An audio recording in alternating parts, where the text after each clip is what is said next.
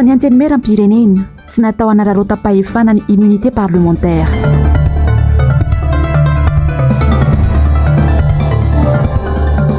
Ministry narahambahiny teo aloha tsy nahafantatra ny fanesorana azy.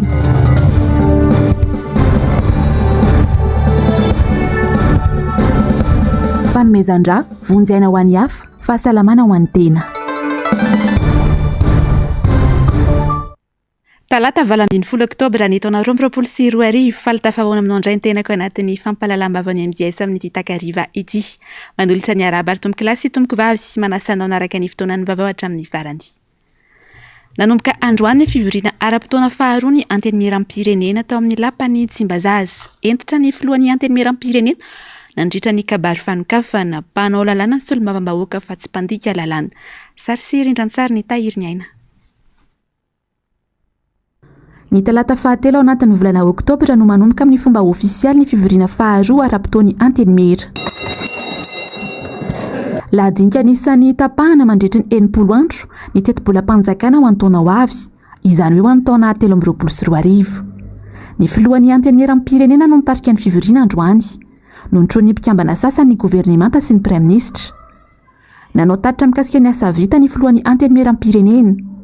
Nasiany resaka ihany koa ny mikasika ny tsy fandriam-pahalemana, ny doroala ary ny mikasika ny mpampanion lakolosy na ny lanceur d'alerte. Nampatsiahy ihany koa i Kristina Razanamahasoa ny asa na solombavambahoaka. Mpanao lalàna isika fa tsy mpanao ny asa ny mpanatanteraka. Valalàna mahita ny fampahalalàm-baovao etsy sy eroa. Mamaky ny tambazotra tserasera isan-karazany. Misy solombavambahoaka vitsivitsy manao an'izao aty, manao an'izao aty, manao an'izao eroa eo anivo ny fiaraha-monina. Koa eto amalehibe mpitady ahy an'ity androm-panjakana ity dia manetana sy mampahatsiaro ny solombavambahoaka fa isika no mpanao ny lalàna.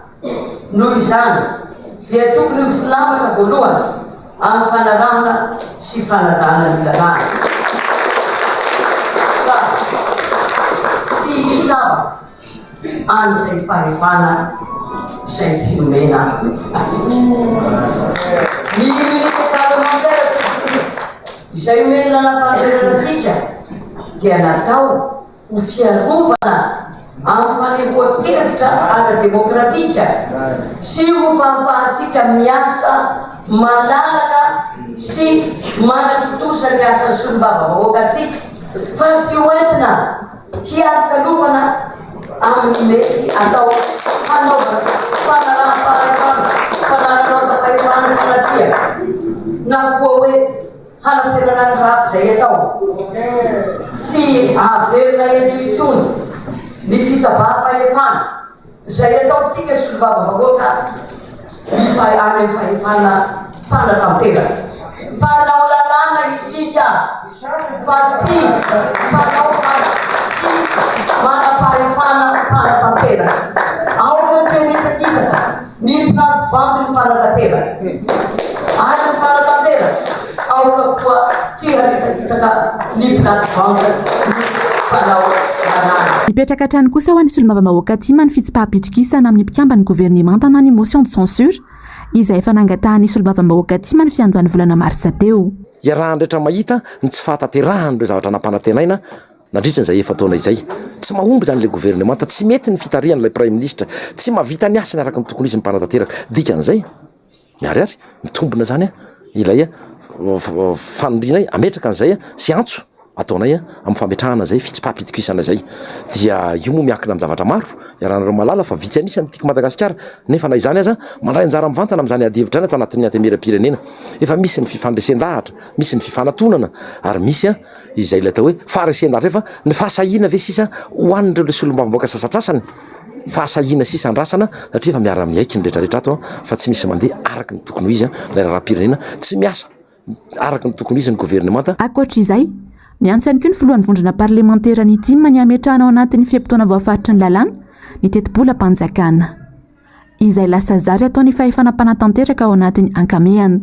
Mba tsaro le fomba fanao tsy mety inona le tsy mety diany tsy fanomezana fotoana ampy andiniany solombavam-bahoaka andiniany solombavam-bahoaka izany volavolan-dalàna zany na elefer io na volavolan-dalàna amin'ny fentetipolo sipantsina na ny elefi io ho an'ilay taona manaraka ny olana dia 2-3 andro rahabe indrindra hatramin'izay hoy aho na alany anay solombavam-bahoaka mbola tsy nisy zany volavolan-dalàna amin'ny fentetipolo tonga ara-potoana izany tsy arak'ilay voasoratra ny lalàna inona no antony manahy izay ary mino izay fa misy kajikajy eo ambadika izany inona lay kajy ny tsy hafahany solombavam-bahoaka mandinika lalina izany volavolan-dalàna zany dia misy ny zavatra tiana hafeninao misy ny zavatra tiana hipasy fotsiny satria tsy tiana hokitiany solombavam-bahoaka. Androany ihany koa nandray ny asan'ny solombavam-bahoaka vaovao voafita ao Antananarivo voalohany.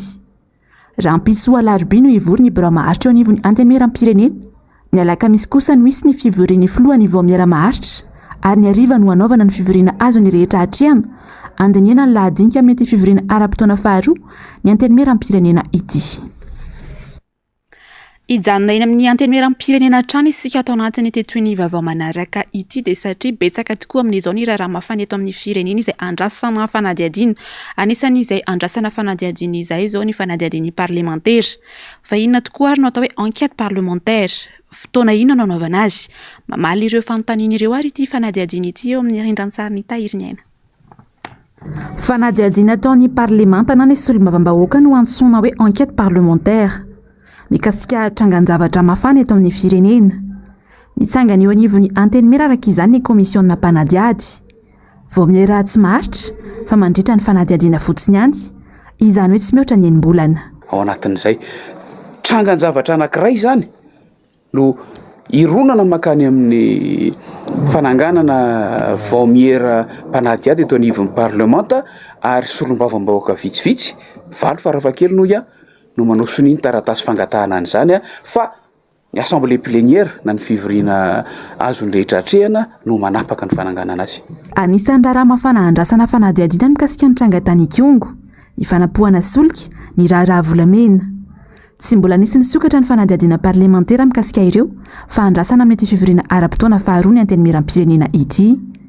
Mahakasika ny Kongo aloha dia satria mbola tsy nisy fivorian'ny antenimiera tao aorian'ny trangana iny dia mbola tsy tafatsangana ilay vao miera fa nisy ny fangatahana izay efa nisoniavin'ny solombavam-bahoaka araka ny nambarany solombavam-bahoaka tompon'ilay hevitra avy any amin'ny distrika voakasika.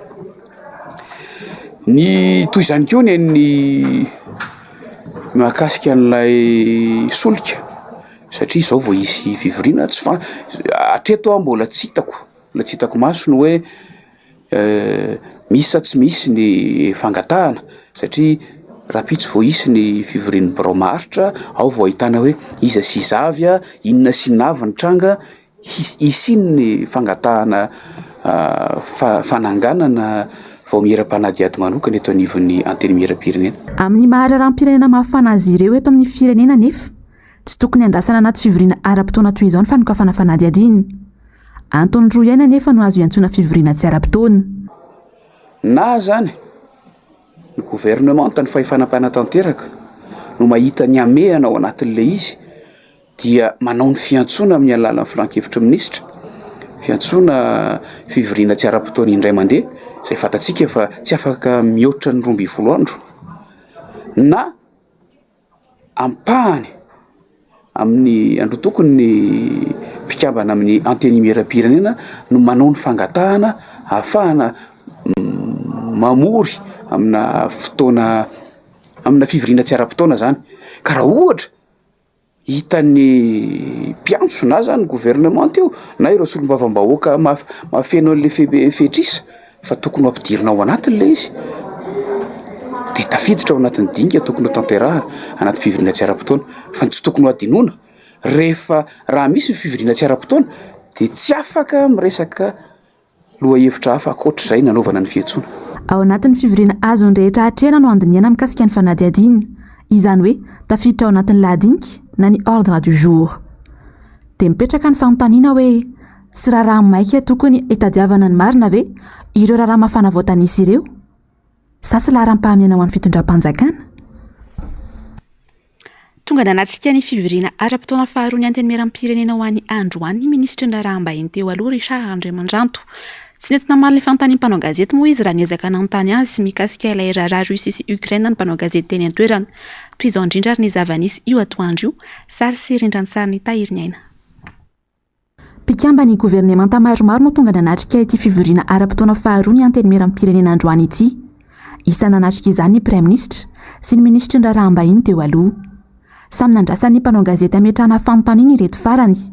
Indrindra niresaka mikasika ny fifidianana, nadraisan'i Madagasikara anjara, milaza fa manameloka ny Russia, saingy nolavy ny Prime Ministre indray.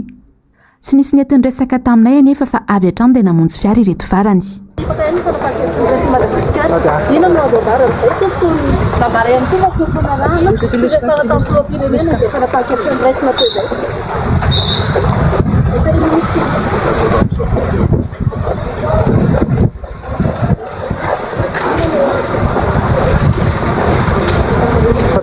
Safady.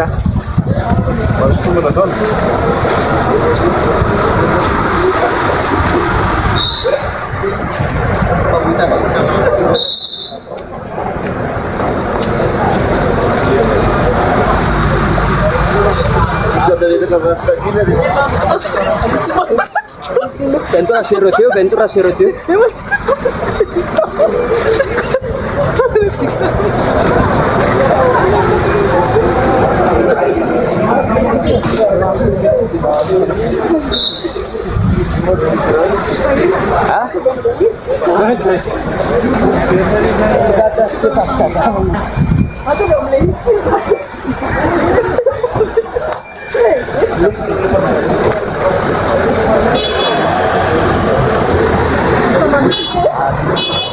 Taorian'ny fivoriana voafantatra fa noesoriny filoha tamin'ny toerany ny ministra ndraraham-bahiny teo aloha Richard Andriamandrato.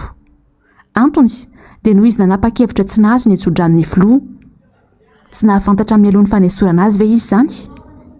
Ny ministry ny fiarovam-pirenena Léon Richard Rakotonerina indray ny voatendry isolo toerana vonjimaika ny ministra ndraraham-bahiny teo aloha araky ny didim-panjakana laharana fa 2024 sipika 2026. Raha iray sampirenena toy izao dia ataoko tototoy izao. Tsy mety tompona andraikitra mihitsy ny mpitondra fa manilika ny fahadisoana amin'ny hafa toy izao hatrany. Aty Madagasikara tokoa ny mason'izao tontolo izao. Tsy laza tsara nefa fa noho ny Tim, tsy miantso ny olona tsy soratra anarana anaty lesy-pifidianana izahay fa tsy handefa mpanara-maso fotsiny makasika ny fizotra ny fifidianana fa nampanazavana. Tsy hiditra itsony izahay, tsy handefa olona izahay. Avy aty amin'ny atoko tiako Madagasikara anaraka an'ireny mpanisa mpifidy satria efa niarahana hita ny kototo, niarahana hita ny atao hoe tsy fahatomombanany ny fiaingany zany fanasana ny mpifidy izany. Ka so sanatria ao arindrinao. Ary efa manahy izay matombo teny an'izay so sanatria ao arindrinao olazaina na lazaina ny tiako Madagasikara na ny atoko tiako Madagasikara fa miray petsapetsa na niaraka nandrafitra izany. Zay ny tiana ho tenenina tamin'ireny fa izay ato anatin'izany dia manamafy ny fandetanana ny vahoaka malagasy ampitaony iray manontolo ny isoratany anarany ny andray an'ireny mpanisa mpifidy ireny mbola nisy ny laza mihitsy hoe anohitra fa hatreto aloha raha izay roa herinandro nandroany ny fanisany zay dia tsy araky ny tokony ho izy tsy araky ny nampanantenaina ny na ny fampitaovana na ny resaka manodidina ane mety ho tampokarama omena andreo satria tsy mandeha amin'ny rano ireo olona ireo, tsy mandeha amin'ny rivotra ireo olona ireo. Ny faritra maro toy ny any chef lieu de district io resako Vavatenina, ny tany district maro na teto Antananarivo eny hatreto Antananarivo renivohitra dia misy maro mbola tsy niainga toy ny tany Brickaville. Ahoana moa no atokisanao satria chef lieu de district ary mbola maro be no tsy nanomboka akory zany fanisana zany. Inona no antony? Satria tsy misy fitaovana.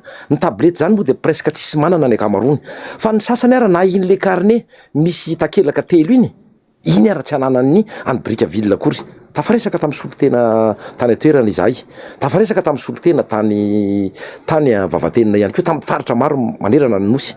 Dia ny tena olana ihany koa dia ny fijabahany ny chef district tsy maninona tondroko Vavatenina, ny chef district Vavatenina zay sa manambara pabe maso ary manome baiko ny solotena ansiany manao hoe zany solotena mpanjakana eto dia arahanareo zay teniko.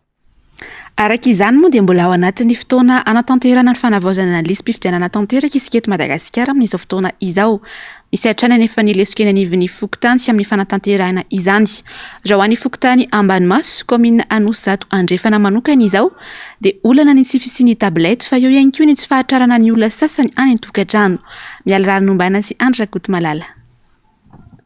Na dia any amin'ny toerana heverina ho mizotra tsara aza ny fanisana ireo mpifidy dia misy hatrany ny lesoka ho an'ny Fokotany Ambanimaso ao amin'ny komina Anosizato andrefana vao nanomboka ny fanavaozana ny lisitra mpifidy tamin'ny voalohany ity volana oktobra ity dia efa niroso tamin'izany izy ireo na dia eo aza ny tsy fahampimpitaovana.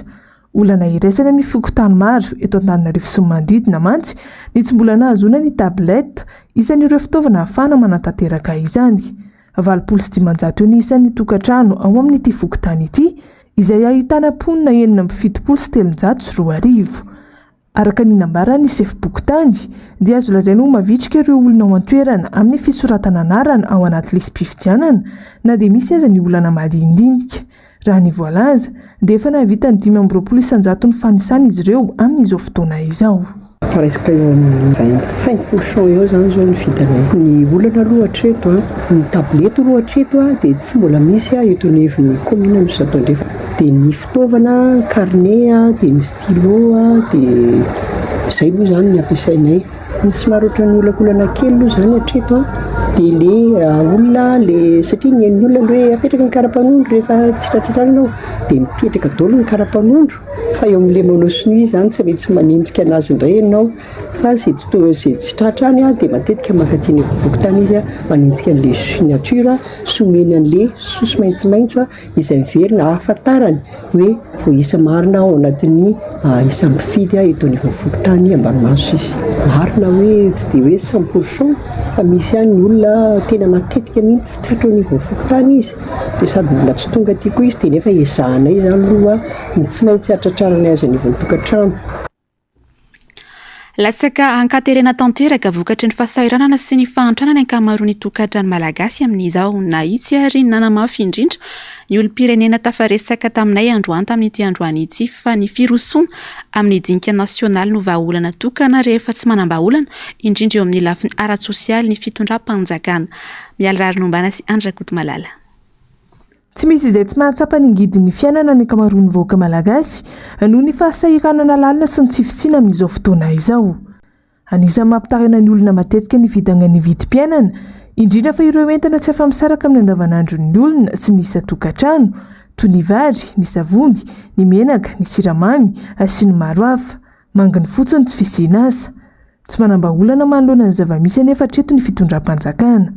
Nanambara ireo olom-pirenena sendraneta amin'ity androany ity afa ny firosoana amin'ny dinika nasionaly no vahaolana tokana hialana amin'izao fahasahiranana lalina izao. Nambaran'izy ireo afa tsy tokony handany hanaovana izany ihany koa ny fitondrana raha tena misy ny fitiavam-pirenena sy ny fitiavana ny malagasy. Tokony sy famidinihana mihitsy satria zao ilay fiainana zao miakatra, ny PPN zany zao no tena enjana be. Ny asa tsy misy, lasa mirenireny ny be da be.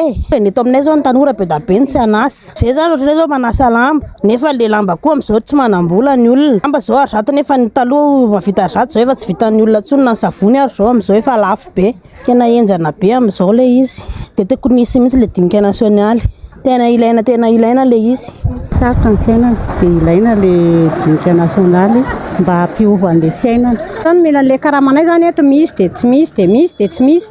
Dia izay nefa mitady karama tsy mahita. Tsy hitanay izay atao, zanakay mianatra nefa amin'ny fitaovam-pianarana miakatra foana ny ekôlaziny. Ilaina mihitsy zany le dinika nasionaly aminay aloha zany. Mahana olana. Tsara raha miresaka ny tena zava-dehibe fa nampifankatia raha ondra tsy miresaka very ny toko mpitiavana moa. Ilaina dia ilaina izany mba ahitana ny hevitra mibe sy ny maro sy ny tsara sy ny ratsy. Miresaka dia hita ny tsara dia miresaka dia hita ny ratsy. Na dia teo aza ny filazan'ny filohan'ny antenimieram-pirenena androany nandritra ny fanokafana ny fivoriana ara-potoana afa tsy ilaina ny dinika nasionaly satria tsy misy krizy eto Madagasikara. Nanamafy kosa ny solombavam-bahoaka Ratsimbazafy izay sady komity teknika iombonana fa tsy maintsy irosoana izany ho tombontsony ny vahoaka malagasy tsy hanganavaka sy ny firenena indrindra fa amin'izao akatoko ny fifidianana izao. Tsy maintsy irosoantsika ny dinika nasionaly na ihany koa le hoe dialogue national mba ahafahantsika zany mijery ny famahana reo olana samihafa eto amin'ny firenena miainao anatin'ny fahasaranana lalina ny vahoaka malagasy ary hiditra kosa nefa amin'ny dingany fifidianana vokatra zany a dia ilaina ny fampiresaka ary ilaina ny mametraka ny lalàna imbonana indrindrindrindra mifehan'ny fifidianana mba afahantsika zany a misoroka reo olana ara-pifidianana na ny melozany na ny mandritra na ny indrindrindrindra ny aoriana ny fifidianana eto zany dia anaovana antsoavo amin'ny mpisehatra ara-politika rehetra efa misy ny komity teknika imbonana izay manomana fatratra an'izany fotoanandoha nasionaly zany eo ihany koa ny fampiresahana ny eo anivon'ny fitondram-panjakana izay antenaina fa hitondra valiny makany amin'izay le hoe fiarahana manatanteraka any zany dinika nasionaly zany izay no andrasana amin'izao fotoana izao eto ihany koa nefa dia tiana ny manamarika fa efa reo ataontsika hoe ray aman-dreny ampanahy isan'izany ny FFKM dia efa mankatoa amin'ny fitarihana na ny fanelanelanana manoloana an'izay dinika nasionaly zay efa maro ny hery politika na neo hevitra ary ihany koa ireo fiarahamonim-pirenena sy ny vondrona raisam-pirenena ka noho izany indrindra dia ataontsika ezaka zany ny ahatongavana amin'izay mba ilamina ny tany sy ny firenena mbola tsy misy dady voatondrana ny tanterahana ity dinika nasionaly ity hatreto araka ny nambarany solom-bava-mahoaka alairatsy mazavy hatrany tokony hirosoana amin'ity taona ity kosa nefa ny fanatanterahana azy Anisan'ny zavatra goavana sy andrasana amin'ny fivoriany Antenimihera Rotonta ny fandaniana ny teti-bolam-panjakana ho an'ny taona ho avy sy ny fijerena ny laharam-pahamehana ho an'ny vahoaka. Anisan'ny voaresaka tao anatin'ny fandarana miara-manonjy izany ho an'ny androany izay fitiany Ravirazafy Mahenina sy Manora Andriamalala amintsika. Takin'ireo solom-bavam-bahoaka avy amin'ny atokotiko Madagasikara dia izao ireo tokony ho laharam-pahamehana ho fanatsarana ny fiainam-bahoaka ao anatin'ny teti-bolam-panjakana izay ho laniny any anivony Antenimihera-pirenena toy ny isan-taona nefa efa voatsinjomelony mety zavatra hitranga. I Ramalala fanitsika eto ary efa miomana amin'izay dia herinandro melohan'ny ataperan'ny fivoriana izay vo alefa ao le tetibola dia atao tery manta fotsiny andamina azy satria izay le fitondrana eto amintsika izay ilay fomba fiasa eto amintsika dia terena fotsiny ireo solom-bavam-bahoaka izay mpanohana ny fitondrana amin'izao fotoana izao andany anio ao anatin'ny telo andro efatrandro zany hoe mety 4 andro ndresahana amin'ny commission dia indray andro alefa ao amin'ny fivoriam-be session séance plénière dia aveo dia laninao dia zay farany tokony ho izy dia tokony ho lanina amin'izany mihitsiny ity 10 andro ity. Fandaniana maro no isy ho an'ny taona ho avy eto amintsika ka ilana fandiniana dia izao ho hiatrany ny fanazavana iankinan'ny sosialim-bahoaka ny fikajiana ny tontolo iainana ny tsy fandriampahalemana izany ary koa ny fandaniana ho an'ny fifidianana filohan'ny pirenena sy fifidianana ben'ny tanàna. Etsy ankilany mitaky sady ny toy ny raharaha maloto mahavoasarinitra solom-bavam-bahoaka TGV ireo avy amin'ny atokotiko Madagasikara. Tsivona fa efa nilaza ihany koa ny filohan'ny Antenimihera-pirenena Christine Razanamahasoa fa tsy fialkalofana amin'ny fanaparam-pahefana sy fanafenana ny ratsy ataony immunité parlementaire. Raha jerenany atao hoe mandany filoham-pirenena sy ny mera dia amin'ity zany no tokony atao izay zavatra ka vitao hoe ao vesa tsy ao aiza ny vola fanaovana zany rehetrarehetra zany. Ny zava-dehibe amin'ity koa zany dia hoe zavatra nitranga teto amin'ny tany sy ny firenena hoe tena mba mifanahtsahana amin'ny etaeta vahoaka marina ve io tetibola io raha tsy raisina ny resaka tsy fandriampahalemana ny zava-doza amin'izao fotoana izao dia tokony ho jerenao koa n'izay atao hoe ny fanabeazana sy ny fampianaran'izay io ve atao faralahan'ny tetibola ve sa karakory ny solombavam-bahoaka nanao ny tsy fanao tao dia lasa ilay institution mihitsy le androm-panjakana ny vo maloto sy voadodona ny atao hoe le valeur sacro-sainte lay androm-panjakana ho takina mihitsy ny fijerenana ny zavatra zany singiray marary ny vahoaka ihany koa ny resaka herinaratra no tsy dian'ny vahiny miara-manonjy androany ny tokony hanaraha-maso ireo mpiasa ny jirama ny fikajiana ny fandaniana ka tsy ambidangana ny faktiora ny fahatapahan-jiro izay raha malala fa tsy mbola na hitam-baholana. Miainatra ny tany ankizy sy ny tanora mamaky boky tao anatin'ny taona vitsivitsy izay raha ho asika eto Madagasikara. Antony moa dia ny tsy fisian'ny ny fahazarana fa eo ihany koa ny tsy fisian'ny ny fahefa-mividy amin'ny karazam-boky mampianatra sy ny entina ialana voly araka ny nambarana mpanoratra iray. Miala Ranombana sy Andra Kotomalala. Ankoatra ny firoborobon'ny trano kala-pifandraisana izay mahasarika ankizy sy tanora maro amin'izao fotoana izao, anisan'ny antony lehibe tsy mampazoto ny olona sy ny tanora malagasy hamaky boky intsony ny resaka fahasahiranana sy ny tsy fahampiany eo am-pelantanany Ray aman-dreny. Eo ihany koa ny tsy fahampian'ny toerana famakiam-boky indrindra fa any amin'ny faritra. Misy fiantraikany avy hatrany any amin'ny fari-pahaizan'ny ankizy sy ny mpianatra nefa ny tsy famakiam-boky izay fitaovana iray ahafana manohy fahalalana. Ankoatra ny finiavana, ny fahazarana ihany koa no manosika ny olona iray tiany vaky boky na tsia.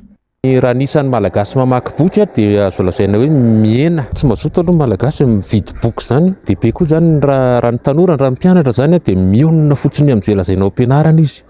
Dia izay lazain'ny mpampianatra ihany zany ny boky vidiany kanefa ny 300,000 fahalalana ihany ny ao am-pianarana ao. Tsy malafy boky zany ny mpanoratra raha vao tsy ao anatina fandaharam-pianarana. Dia ankoatran'izany koa ny tanan-dehibe ihany no misy an'ireny ivitoeran'ny kolontsaina hoe ahafahana mihindrana boky ireny. Fa ny biblioteka any amin'ny ivelany izay any amin'ny distrika any tsy betsaka ilay boky. Eo ny tsy fananana ary eo koa ny tsy fahazarana.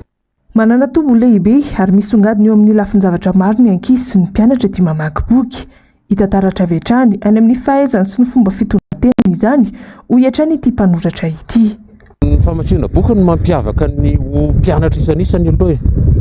Tena tonga dia hita be mihitsy any amin'ny fanadinana hoe namaky an'ilay boky inona ianao. Misy elanelany be.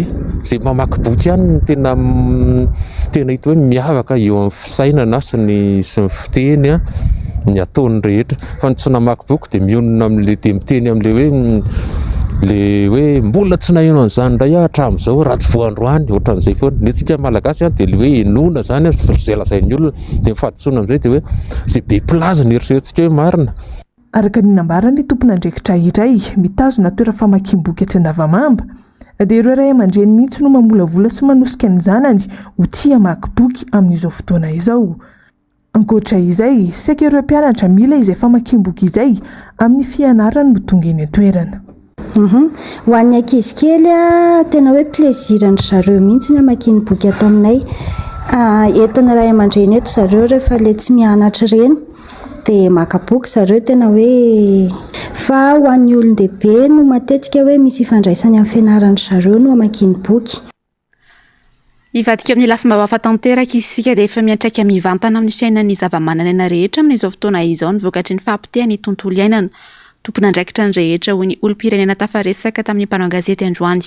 Ho potika ny firenena sy ny zava-manan'aina ao aminy sy raha tsy mandray tanana sy mandray andraikitra tandrify azy ny rehetra. Andy Miaradiana, Mathieu Prince. Loza mitatao ny firenena malagasy ny fahampitehany tontolo iainana ankehitriny izay miseho lany amin'ny faharinganany ala. Mila ho isan'andro tao anatin'ny andro maromaro izao ny fandrimpahana sy fandorana ala tamin'ny faritra maro teto Madagasikara. Lasibatra amin'izany ireo faritra rovana sy mirakitra ny harem-pirenena. Mandrora mihitsy lany ny malagasy raha ny zava-misy. Tsy voahaja ary toy ny nampotehina ny tontolo iainana izay miantoka ny fahavelomany zava-manan'aina rehetra. Maintanety, miantona ny orana, migaingaina ny hafanana, tsy misy ny rano, santonana amin'ireo zava-misy iainana amin'izao fotoana izao. Miantraika mivantana ny toe-pahasalamana sy ny fiveloman'ny tsiraray anefa izany. Mahafantatra ny fiantraikan'izany ny rehetra, saingy tsy mahasarika ny maro intsony ny fanajana ny tontolo iainana noho ny rotoroto sy ny fitadiavana isan'andro hoy ny olon-tsotra.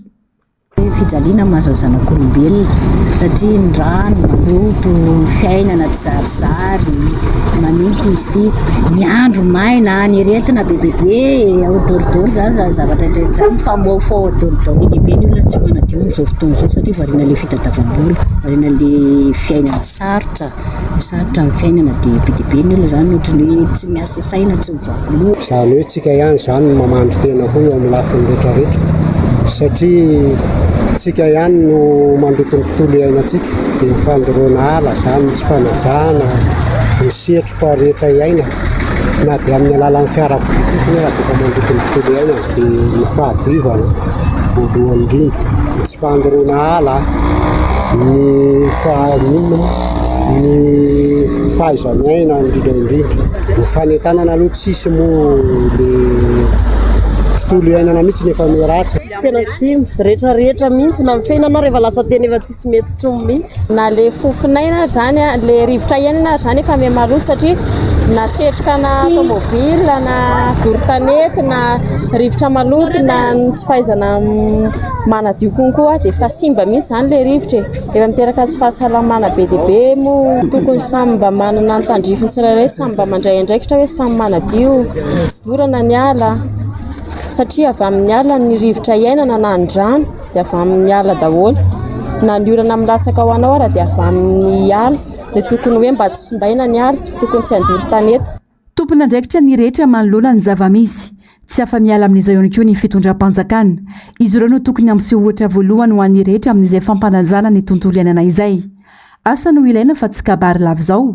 fa raha izao no mitohy hopotika ny firenentsika filamatry Madagasikara taloha firenena maitso kanefa mifanohitra amin'izay ny zavamisy ankehitriny mena ny afo mila mametraka paikady mahomby ny mpitondra fanjakana miainga amin'ny fanabeazana sy fanentanana ny olom-pirenena amin'ny fahaiza-miaina indrindra ny fampiaran-dalàna izay goragora eto amintsika ka tsy hanana ny olona iray tahotra intsony andika lalàna sy hanimba ny tontolo iainana noho ny tombotsoany tena manokana.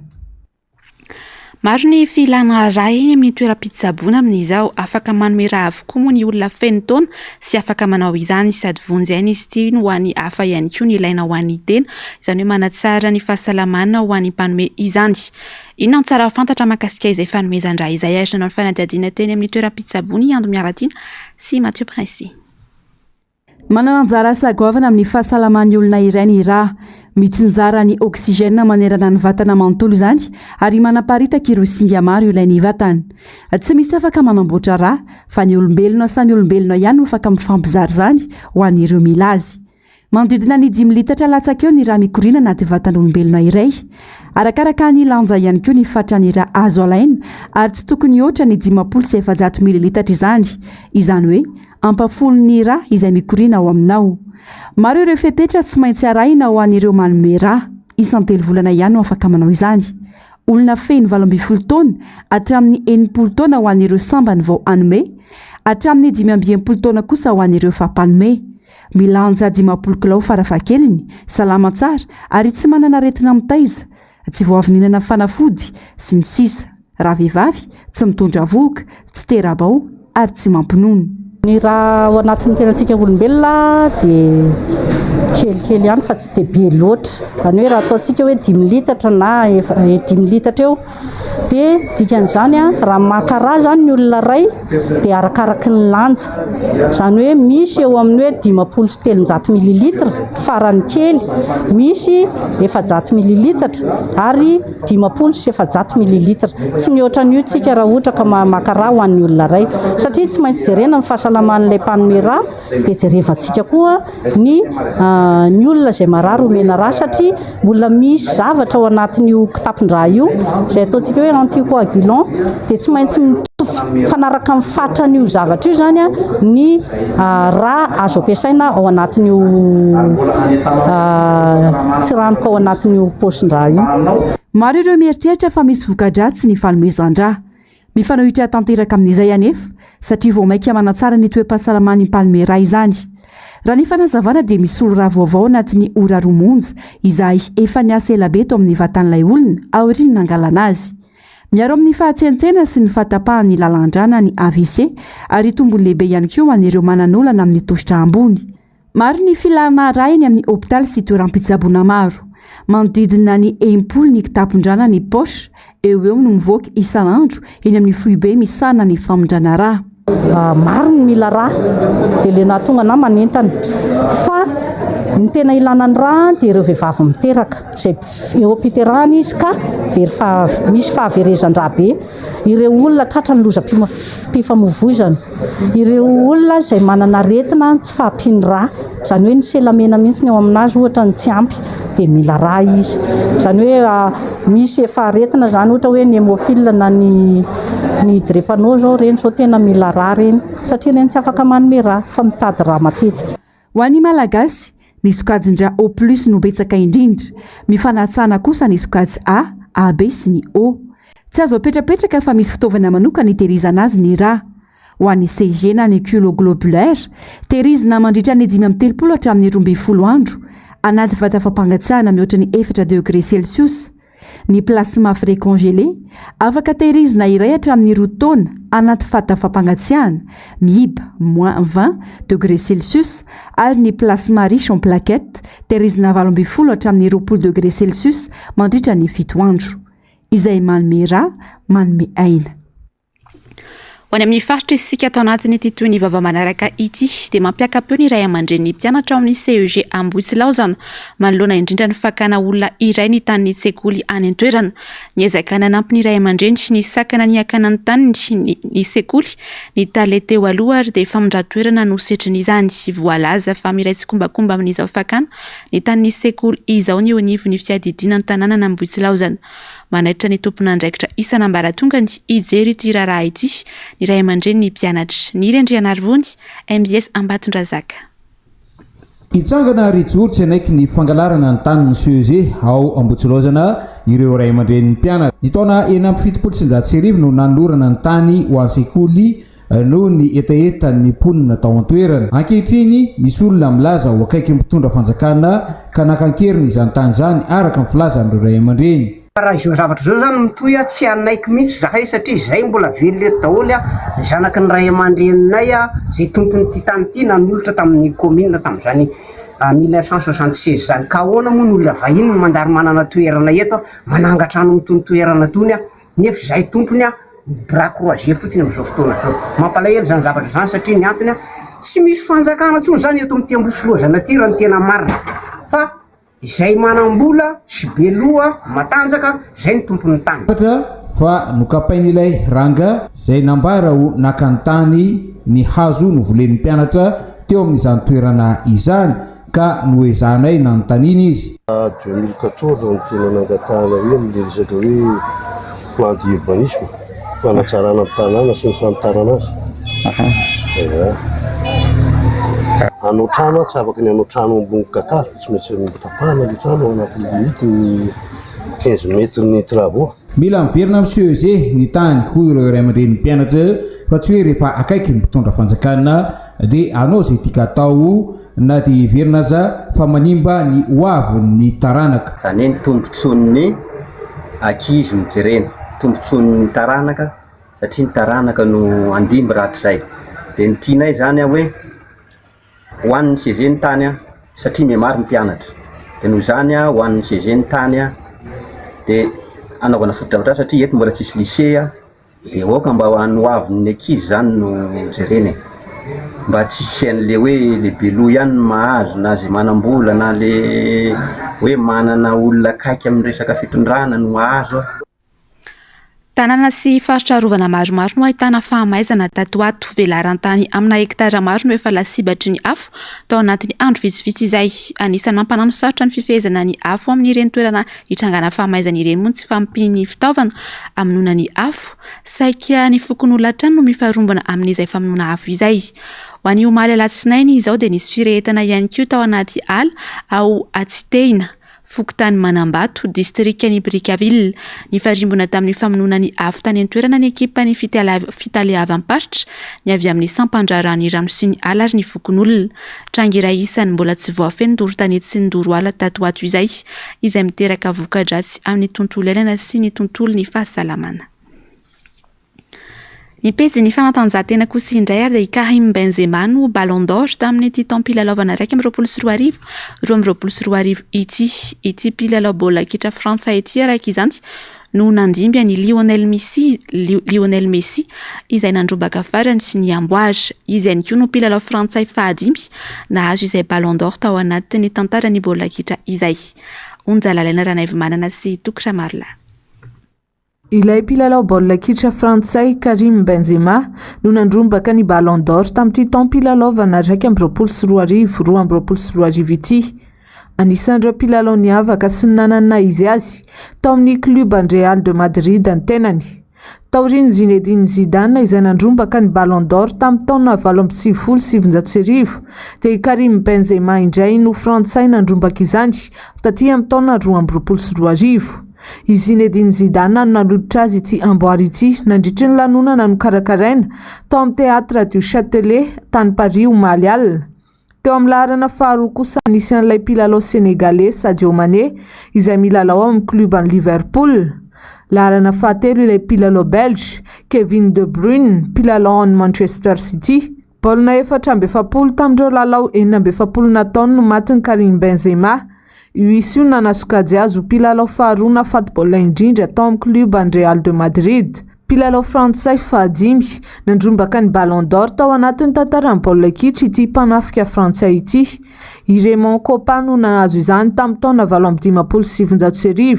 Nanaraka azy Michel Platini izay nandrombaka ity amboary ity in-telony sesy tamin'ny taona 1970, 419 ary 519.